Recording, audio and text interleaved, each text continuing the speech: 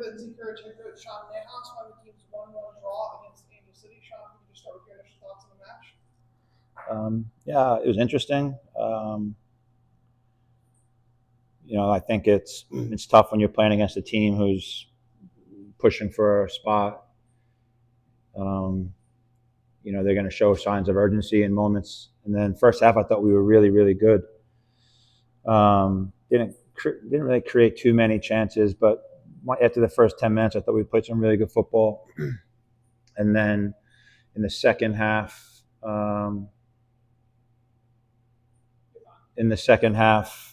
I just thought, some of the players they brought on made a difference. Some of the changes we made, I thought we could have been a little bit more consistent. But they made it difficult. They were knocking on the door a little bit. Casey came up big again.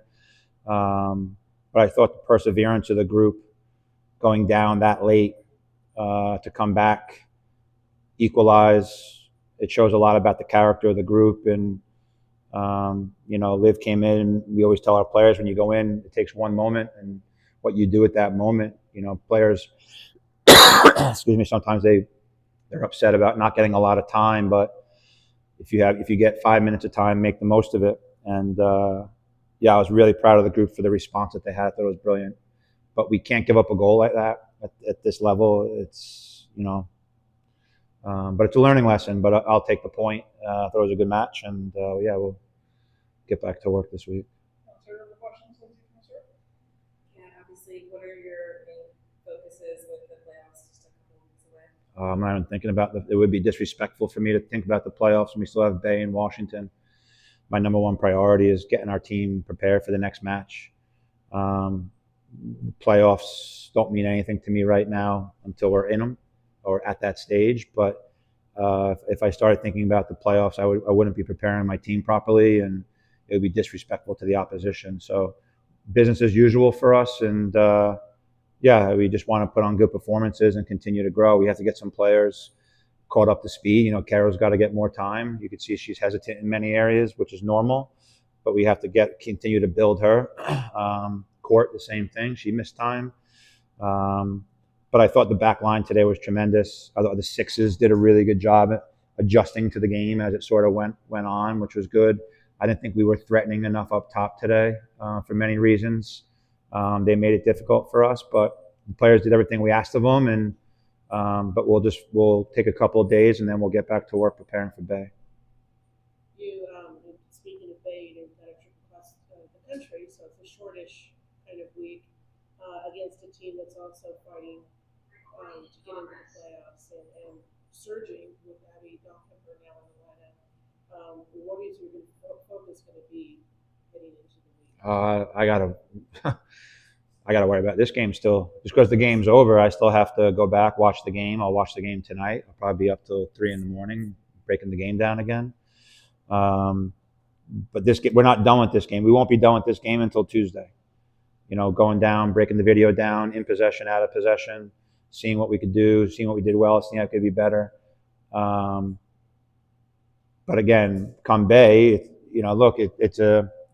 Albertina's done a good job. Abby's added a good stability to the group. Each game matters for them, and they're not thinking about us right now. They have a game to play, so we're just worried. I got to finish this game off, and I haven't even. What are we? 10 minutes after the game, I haven't even come down from it yet.